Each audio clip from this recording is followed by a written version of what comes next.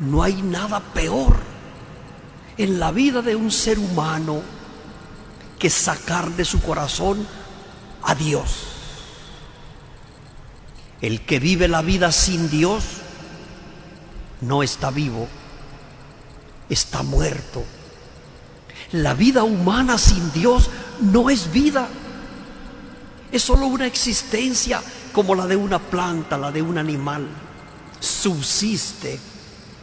Lo que da sentido a la vida, valor a la vida, dignidad a la vida, es Dios. Génesis lo creó a su imagen y semejanza. Somos imagen y semejanza de Dios, y desde el día del bautismo Dios mora en mí. Soy templo del Espíritu Santo. Cada hombre, cada mujer es mi hermano. Qué hermosa ver así la vida. Anuncien que sin Dios no hay vida. Anuncien que el poder más grande es el amor de Dios. Anuncien que la humanidad sin Dios no encuentra respuesta a las interrogantes más hondas del corazón. Sin Dios el hombre ni siquiera es hombre. Solo Dios da sentido y valor a nuestra existencia. Por eso hoy Jesús es claro: vayan. Es el mandato mismo de Dios.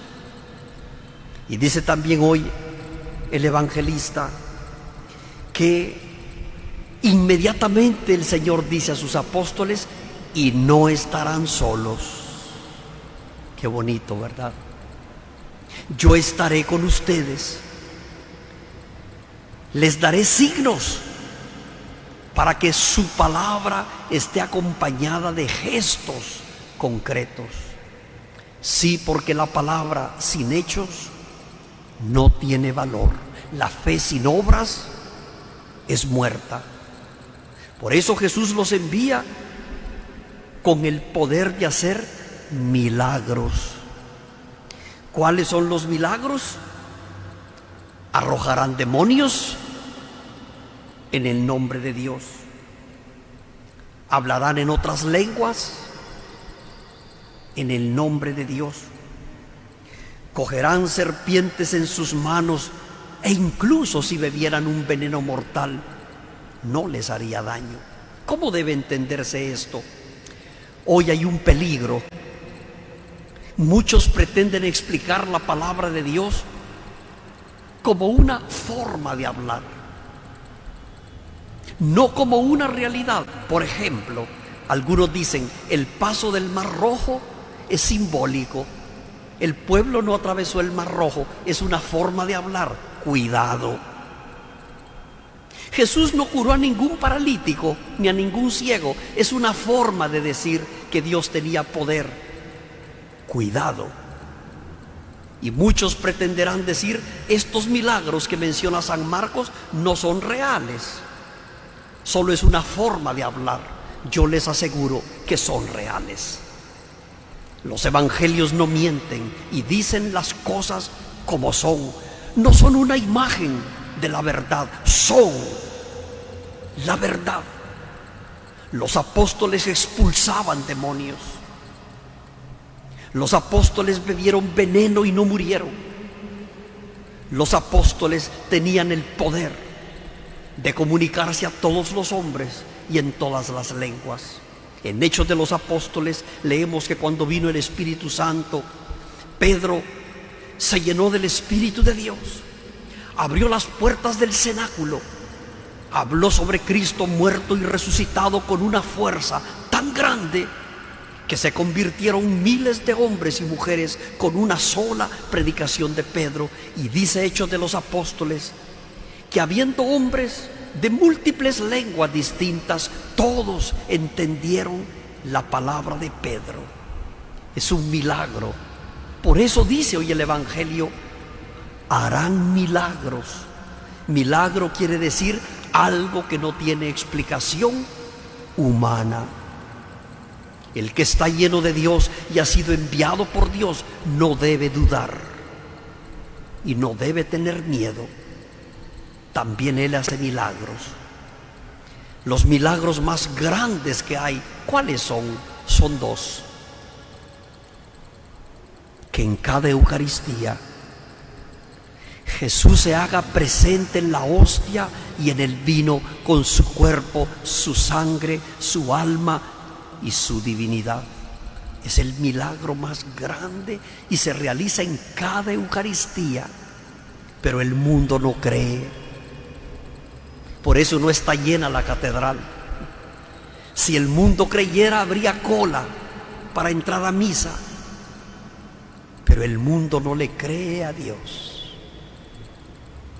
Bienaventurados aquellos que creen sin ver. El mundo solo cree en lo que ve.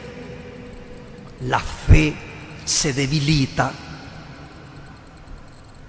Y el otro gran milagro es este: cuando el sacerdote ungido por Dios levanta su mano y dice: yo te absuelvo de tus pecados, los pecados quedan perdonados.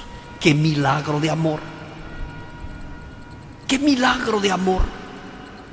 Esto es lo que Cristo envía a la iglesia. Vayan y anuncien. ¿Qué cosa? Esto que yo les estoy diciendo. Esto es lo que tienen que anunciar. Y anuncian los apóstoles acompañado de milagros. Dice que el Señor Jesús, después de hablarles, subió al cielo, donde está sentado a la derecha del Padre. A prepararnos un lugar fue Jesús. Donde yo esté, estarán ustedes. Nuestro destino final no está aquí, está más allá de esta realidad humana. Comienza aquí y ahora, pero su plenitud está en Dios.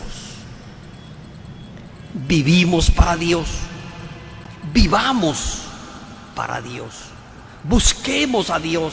Nuestra meta final no es terrena. No hemos sido creados para este mundo, porque cielo y tierra pasarán. Mi palabra no pasará. La palabra de Dios es Jesús, es la vida que no pasa nunca. Y el Evangelio termina diciendo que el Señor actuaba con ellos. ¿Oyeron eso? Actuaba con ellos y confirmaba su predicación con los milagros que hacían. Pidámosle a San Marcos, evangelista, la gracia de que interceda por nosotros para que podamos dar testimonio de Cristo como lo hicieron los apóstoles y los evangelistas.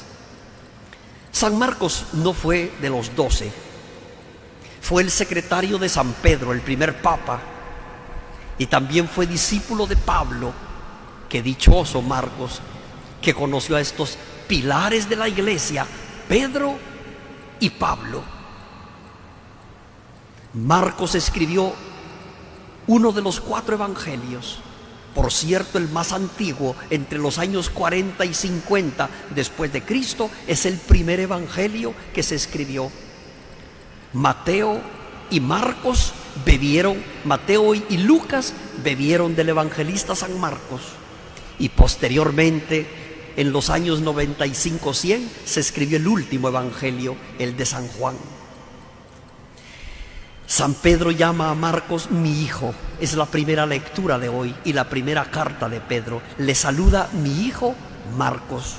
Miren la relación estrecha que había entre San Marcos y el primer papa, San Pedro. Los escritos del Evangelio según San Marcos recogen la predicación de Pedro, la doctrina de Pablo, pero también lo que Marcos mismo vivió en la comunidad naciente.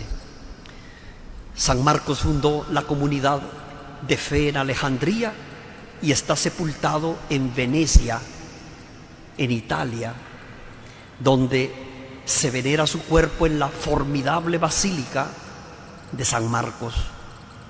Encomendémonos a él. Felicitemos a las comunidades, pueblos y parroquias que hoy celebran a San Marcos y a los que llevan ese nombre. Muchos se llaman Marcos o Marco. Que a todos Dios los bendiga y que nos den ganas de ser también nosotros anunciadores, evangelizadores y cumplidores de la misión de la iglesia, que es la voluntad de Dios vayan a todas partes, anuncien la buena nueva, digan al mundo que si el Espíritu Santo no viene al corazón de los hombres, no habrá paz ni vida. El que crea se salvará. El que se resista a creer se condenará. Que por intercesión de la Reina de la Paz, ninguno se resista al anuncio del amor de Dios.